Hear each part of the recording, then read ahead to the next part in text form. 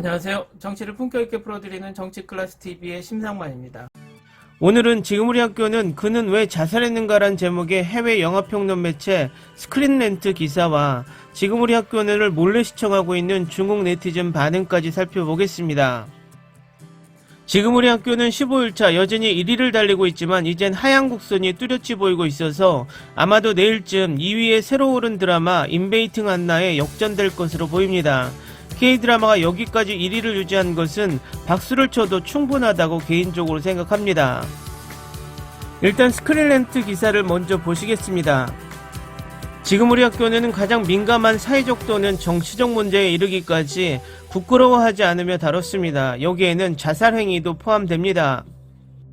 지금 우리 학교는에는 한 캐릭터가 스스로 목숨을 끊는 장면이 딱 하나 있습니다. 고전 좀비와 효상고 학생들의 성장 이야기를 결합한 새로운 넷플릭스 K드라마 시리즈 지금 우리 학교는 한국의 젊은이들이 극심한 괴롭힘과 자살 위협으로 고통받는 방식을 다룹니다. 앞서 방송에서 이진수와 민은지는 학교에서 괴롭힘을 당하는 모습 때문에 스스로 목숨을 끊으려 합니다. 그러나 지금 우리 학교는의 다른 캐스트 멤버는 이후 에피소드에서 실제로 자살을 선택합니다. 지금 우리 학교는 시즌1 11화에서 효산의 계엄령을 맡은 군은 좀비가 24Hz 주파수 소리에 유인되고 감염을 죽이는 유일한 방법은 불태우는 것이 완전히 소멸시키는 것임을 알게 됩니다. 24Hz 주파수톤을 발사하는 드론을 사용하여 군은 폭격을 계획한 효산 전역의 특정 위치로 좀비를 가두었습니다. 감염되지 않는 민간인 사망자 수가 수만 명에 달하는 것으로 추정되는 가운데 효산 계엄령 사령관 진선무는 효산 종합운동장, 효산 사거리, 미래대학, 효산고에 대한 폭격을 명령합니다. 마침내 지금 우리 학교는 좀비 바이러스 확산을 막는 이 순간이 시리즈의 절정을 이룹니다. 그러나 셀 수 없는 민간인 생명에 대한 희생은 헤아릴 수 없는 대가를 치러야 합니다. 지금 우리 학교는 시즌1 11화는 효산 폭격을 지휘하고 아내에게 전화를 하고 권총으로 스스로 목숨을 끊는 진선무가 영원한 휴식을 취하는 것으로 끝납니다. 지휘관이 작별 인사에서도 설명했듯이 진선무는 요나스 바이러스를 막을 수 있는 유일한 방법이었음에도 불구하고 효산시 폭격의 주범이라는 죄책감을 안고 살 수 없었습니다.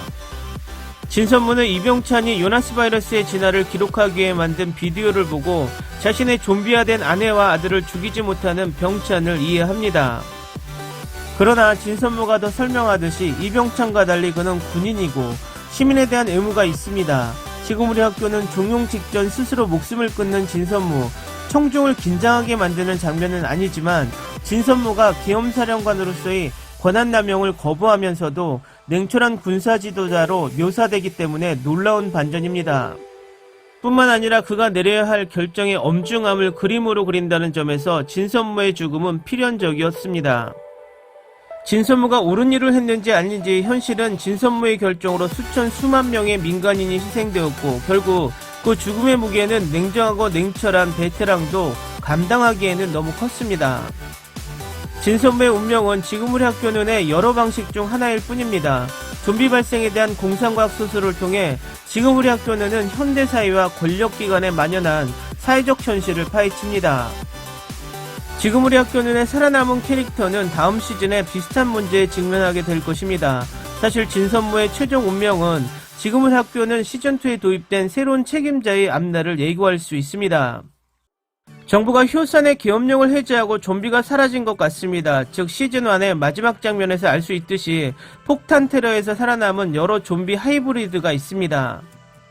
진선무에게 일어난 일은 지금 우리 학교는 시즌2에서 요나스 바이러스에 감염되는 모든 사람에게 경고하는 것입니다. 이 칼럼이 개인적으로 놓치고 있는 부분이 있는데 계엄군 사령관의 개인적인 부분이 빠졌습니다. 드라마를 보면 효산에 사령관의 어머니도 남아있었고 드라마 어느 곳에서도 그 어머니가 효산에서 빠져나왔다는 보고는 없었습니다. 이 부분도 이 사령관의 마지막 선택과 무관하지 않다고 봅니다.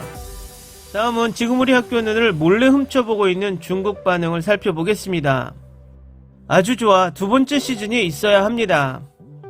12화를 모두 보는데 하루가 걸렸다.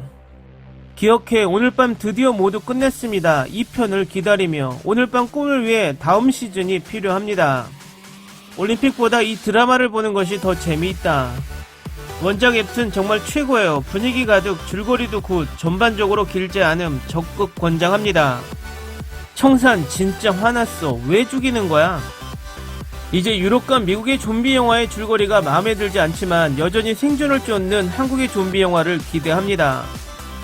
부산행 알겠어. 반도, 킹덤, 아신전, 한국 좀비는 최고다. 오랜만에 캠퍼스 좀비 드라마인데 왜 또 한국 장편인가? 다 봤어. 기분 좋아. 3화를 보고 나니 혈기왕성한 건 아닌 것 같은데 왜 19금이지? 잘못된 건가요? 끝까지 보면 압니다. 배우 모두 너무 잘생겼어. 내 아내 남나 너무 예뻐. 다른 것은 다 필요 없어. 이 드라마의 다른 것은 말하지 않습니다. 왕따 여자 학생은 정말 정신이 없습니다. 억지로 교실에 내려가지 않고 좀비가 되지 않았다면 시즌2는 나올 수 있었을 것입니다. 마지막에 람나가 아직 할 일이 많다고 말하고 옥상에서 팔짝 뛰어내렸다. 유럽과 미국의 좀비는 보기에 지쳤고 한국은 더 많은 것을 위해 노력을 늘릴 수 있습니다. 캐릭터 설정은 고등학생이고 내가 고등학생이라는 것을 대입하면 누구나 이해할 수 있다. 아무것도 남지 않았어. 아무것도 남지 않았어. 내가 좋아했던 캐릭터는 다 죽었다. 밤새도록 봤는데 정말 좋았어. 얘들아 난 끝냈어. 너무 좋았어. 괜찮은 것 같은데 왜 이렇게 많은 사람들이 악플 스프레이를 뿌리지? 이청산 너무 불쌍해. 한 가지 말하자면 한국인들은 이제 서구 원조들보다 훨씬 더 나은 좀비 영화를 만들고 있습니다. 좀비들은 다 똑같아 보여도 좀비 집단의 탄압은 정말 짜릿합니다. 괜찮아. 처음 몇 화만 보고도 만화랑 비교해서 많이 변했어. 한국의 좀비들과 비교했을 때 미국의 좀비들은 아직 모자라다. 좋습니다. 학교에서의 말투는 모두 학생스럽고 한국 드라마에서는 구식구성이 없습니다. 너무 무서워. 정말 이유를 모르겠어. 한국은 좀비 영화를 잘 만든다. 원작 만화만 읽어도 꽤 괜찮음. 촬영이 아주 잘 된 것 같아요. 한국 사회와 중국 사이의 유사점이 많습니다. 가족관계와 사회 문제를 다루는 것은 유럽이나 미국보다 낫습니다. 하지만 주인공들의 IQ가 낮습니다. 좀비는 킹덤보다 훨씬 더 많은 역할을 한다. 그런데 3화에서 혈압이 터지는데 그 다음 몇 화는 굉장히 화기애애하다. 주인공 무리를 쫓는 돌연변이 외눈박이 귀남을 보는 것이 멋지다. 예쁘다. 람나가 좋아.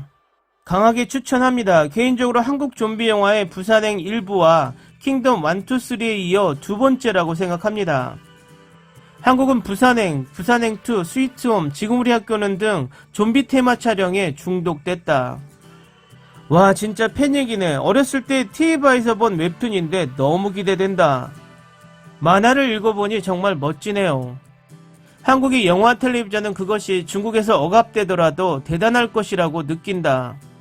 댓글 반응 잘 보셨나요? 가끔 댓글로 중국 댓글은 왜 올리냐는 불만을 가지는 시청자가 있습니다. 한국은 민주주의 국가이고 중국과 달리 어떤 사이트에도 자유롭고 합법적으로 접속하고 볼 수 있습니다. 그러므로 중국처럼 몰래 보거나 훔쳐보기 할 필요도 없고 궁금하면 찾아서 보고 또 궁금증을 푸는 것이 당연합니다. 그것이 자유고 민주주의입니다. 개인의 행동에 대해 비난하거나 억압한다면 그것이 중국과 다를 바가 없는 것이죠. 저는 개인적으로 중국이 몰래 훔쳐보거나 한류에 허우적대는 것이 훨씬 한국에 도움이 된다고 봅니다. 아무리 동북공정을 하고 한복 김치가 자신들 것이라고 우겨도 자신들의 어떤 문화에 빠져 허우적거리는지 자각도 못하고 있다면 우리에겐 속된 말로 땡큐라고 생각합니다. 문화 지배가 얼마나 강하고 영향력 있는지 우린 현재 몸소 느끼고 있는 것입니다.